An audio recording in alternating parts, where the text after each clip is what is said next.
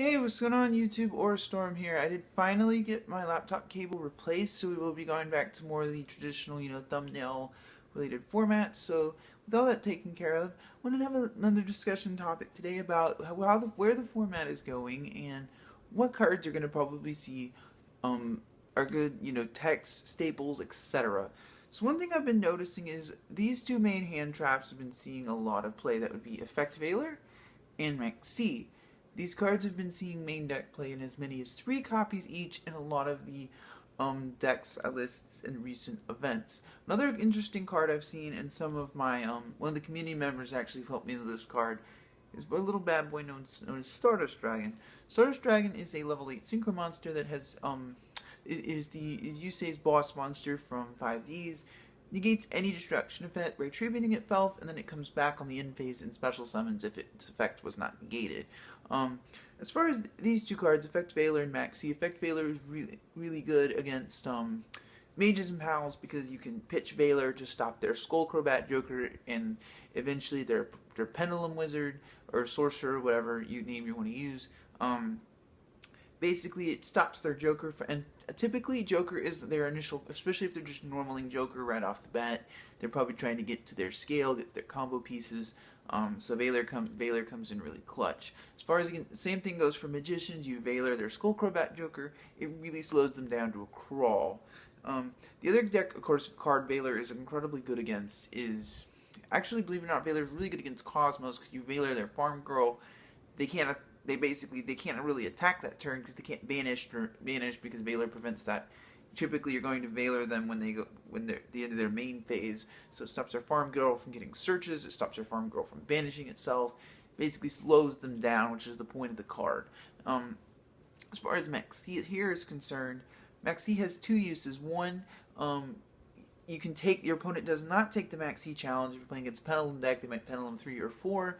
You get 1 draw, and they stop, which is the key thing, because especially in a deck like Mages and Pals, you really need to blow up the plush fire. They need to combo, the deck needs to combo off, and if they choose not to take the Maxx challenge, typically you're going to go, you may go 1 for 1, you will slow them down, and you will get, and if they do take the Maxx challenge, you get to dig into your deck for combo pieces.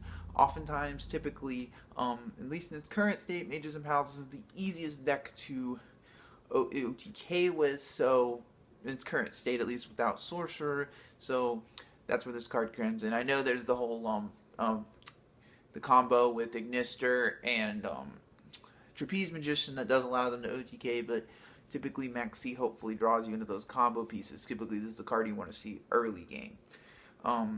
Do I think main decking these cards is good? Of course, these are hand traps. I've always been a big fan of Effect Veiler, despite the fact, it's a supposed quote-unquote neg 1. I've always been a big fan of Effect Veiler as a card. It got moved to my side deck during Duelist Alliance format simply because there weren't enough cards to stop with Effect Veiler. Then Necros came in, and Veiler moved back into the main to stop Trishula and stop their Manjus. And the same thing, Joker is basically the Manju of the Pages and Pals archetype, so why wouldn't Veiler be good for the same situation? Now, as far as Stardust Dragon, you might ask, well, why would I suggest main decking running a card like Stardust Dragon? First, you ask, how do I make this card? If you're playing any kind of deck, if you're playing a Pendulum Mirror match, you might be running a card known as Mask Chameleon. Pretty consistent way to go into this card.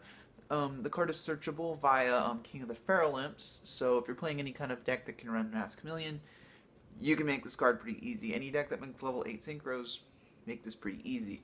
Now you might ask, well, what are you negating with this? Obviously Regeki, and I know that Regeki is a card, but the main thing you really want to prevent from resolving with this is Wavering Eyes, particularly if you're playing a Pendulum deck in the Mirror match.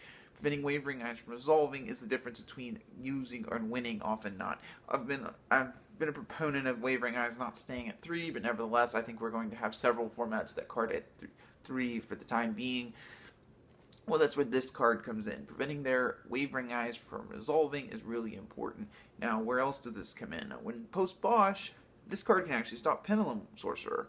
So, when they Pendulum summon their Pendulum Sorcerer, try to blow things up, you trigger Stardust Dragon to negate it, and the great thing about that is it puts it in the graveyard rather than back in the extra deck, which means they can't The difference between magicians and mages and pals is mages and pals don't run a ton of ways to cycle back their targets, whereas Odd Eyes magicians, they have Oath Dragon magician to cycle back their monsters.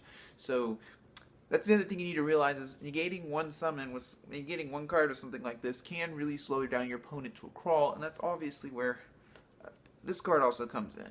So in summary, guys, let me know down in the comment section what you think about these three particular tech cards this format. Do you think that Stardust Dragon and Effect Veiler and Maxx are definitely worth slots if you can run them? Or do you think these cards are a bit subpar in the current format we in?